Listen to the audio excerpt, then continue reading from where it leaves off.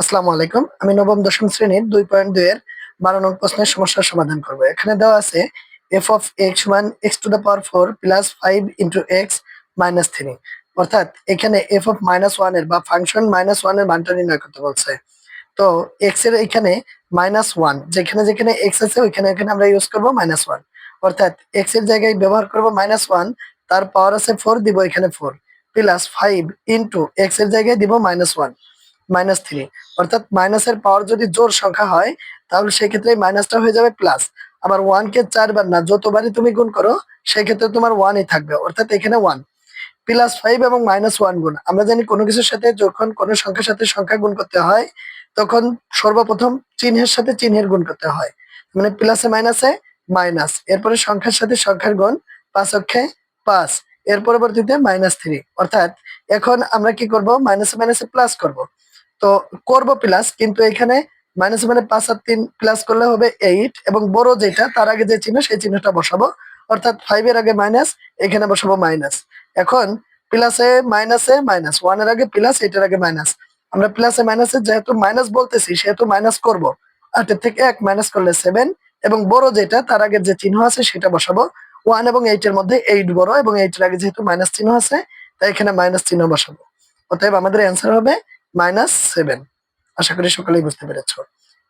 এর পরবর্তীতে আবার আমাদের যে তথ্যটা দেওয়া আছে সেই তথ্যটা আমাদের লিখতে হবে।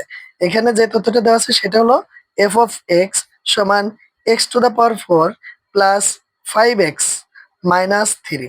তো এখানে আমাদের বইতে তার পরবর্তীতে যে মানটা নির্ণয় করতে বলছে সেটা বলছে f of 2। অর্থাৎ যেখানে x আছে ওইখানে 2 বসাতে হবে। 2 তার পাওয়ার 4 প্লাস 5 ইন্টু এক্স, এক্স যেখানে আছে সেখানে বসাবে 2 মাইনাস 3।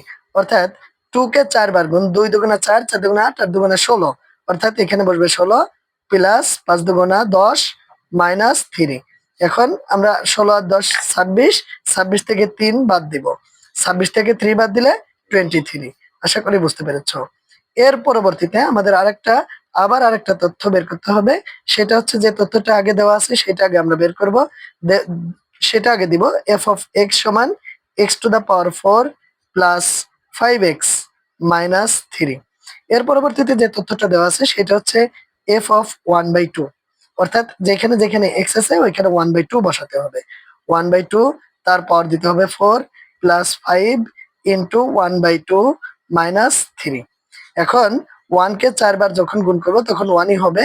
2 কেও 4 বার গুণ করলে হবে 16 প্লাস 5 এর সাথে 1/2 গুণ করলে 5 অক্ষে 5, নিচে 2 মাইনাস 3।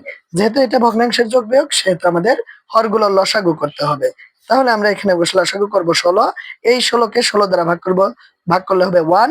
এই 1 এর সাথে 1 গুণ করলে 1 অক্ষে 1 প্লাস 16 কে 2 দ্বারা ভাগ করলে 8, 5 40। এবং যেহেতু 3 এর নিচে কোনো কিছু নাই তার মানে 1 আছে। এই 16 সাথে 1 ভাগ করলে 16, 3 16 48। এখন আমরা পরবর্তীতে প্রথমে 40 এবং 1 যোগ করব, তাহলে 41 মাইনাস 48, এবং আমাদের হর থাকবে 16। 41 থেকে 48 বাদ দিলে থাকবে -7, এবং নিচে থাকবে 16। আশা করি সকলেই বুঝতে পেরেছো। Thank you so much.